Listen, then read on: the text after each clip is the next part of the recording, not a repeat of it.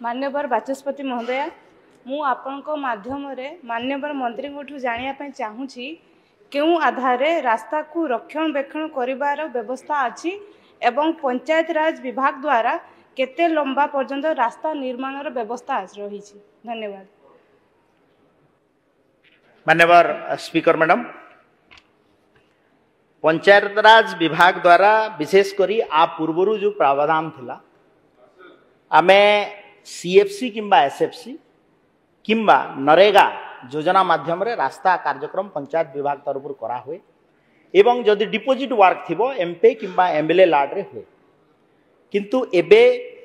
विकसित गाँ विकसित ओडिशा कार्यक्रम जेहेतु माननीय मुख्यमंत्री घोषणा कर सारी एवं तार पुंखानुपुंख भाव में गाइडलाइन आसी तो आमे जिते 35% mark 35% amount clear cut allocation कराई रोड पाई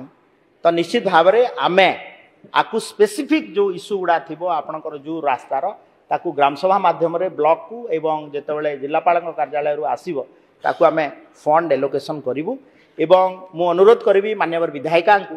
को स्पेसिफिक जहाँ भी इश्यू लेखा आकार दिंतु निश्चित भाव में ये सरकार ता कार्यक्रम ग्रहण करिवे।